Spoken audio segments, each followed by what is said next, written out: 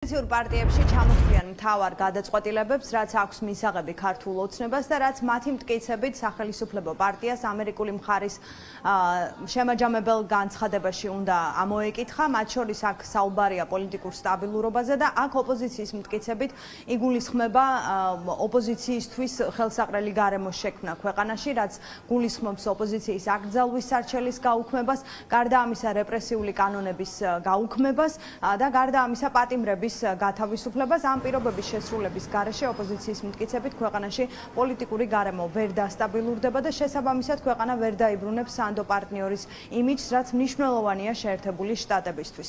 თუმცა ოპოზიციაში ასევე ამბობენ, რომ ამ ნაბიჯების გადადგმა მოსალოდნელი არ არის სახელმწიფო პარტიის მხრიდან, რადგან ქართულ ოცნებას ამერიკის შეერთებულ შტატებთან ურთიერთობის აღდგენა საკუთარი პირობებით უნდა.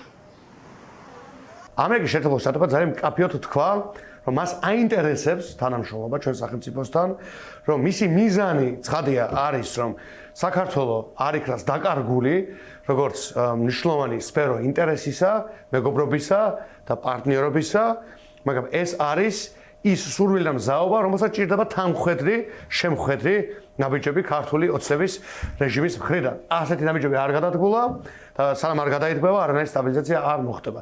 ეს ნაბიჯები შეიცავს ძალიან კონკრეტულ რაღაცებს და მათ შორის არის ჩინეთის ეკონომიკური და პოლიტიკური გავლენის შემცირება საქართველოში, მათ შორის არის ირანთან დაკავშირებული პოლიტიკის გასწორება. ჯანსაღი სტაბილური პოლიტიკური გარემო კანონის უზენაესობის გარეშე არ მიიღწევა, შესაბამისად ის გზამკვლევი ძალიან კარგად არის ცნობილი, რა გზამკვლევებსაც უნდა გაუყვეს ოცნების ხელისუფლება ამ ურთიერთობების აღდგენისთვის.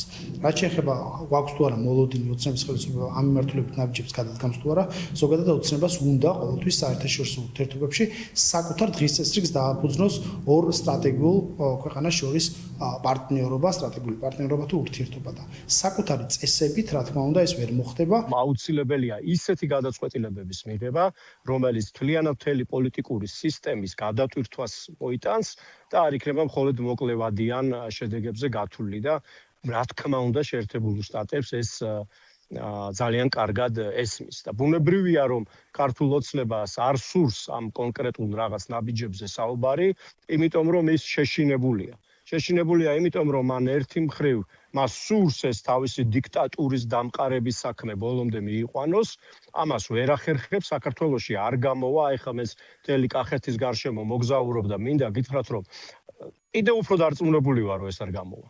შესაბამისად მოუწყებთ კომპრომისებზე წასვლა, მოუწყებთ დამთმობი ნაბიჯების გადადგმა და ამისი ეშინიათ, იმიტომ რომ მათი სისტემა დგას თიხის ფეხებზე და დაშინებაზე. ამერიკისთვის წითელი ხაზია მათ შორის პარტიების აკრძალვის დაინიცირება, მათ შორის პოლიტიკური ლიდერების დევნა და ამას ღიად საუბრობენ ყველა ჩვენს კომუნიკაციაში. რაც ქართულ ოცნებას სურს აღიარონ ისეთი როგორიც არის და ამას ლაპარაკობენ ყოველ ჯერზე ამერიკელებთან საუბრის დროს.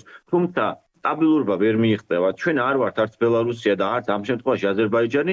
პროტესტი გრძელდება 500 დღეზე მეტია და ეს გაგრძელდება. წინააღმდეგობა არის პარტიების მხრიდანაც, პოლიტიკოსების მხრიდანაც, ამიტომ ამის დასტაბილურება ვერ მოხდება ისე როგორც ქართულ ოცნებას სურს. მით უმეტეს ამერიკის მთავარი ამოცანა იყო სტაბილურობა რეგიონში.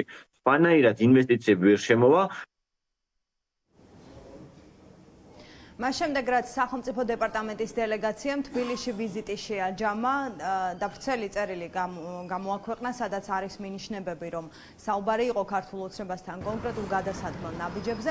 ამის შემდგომ ქართული ოცნების ლიდერები უარს ამბობენ, ღიად ისაუბრონ, რა გადაწყვეტილებების მისაღებად ემზადებიან ისინი. ყოველ ჯერზე ჩვენ მათგან გვესმის, რომ მზად არიან ურთიერთობების აღსადგენად, თუმცა სახელმწიფო პარტიის პირველი პირები არ გამოხატავენ ასე ღია მზაობას იმ გადაწყვეტილებების მისაღებად, რომელიც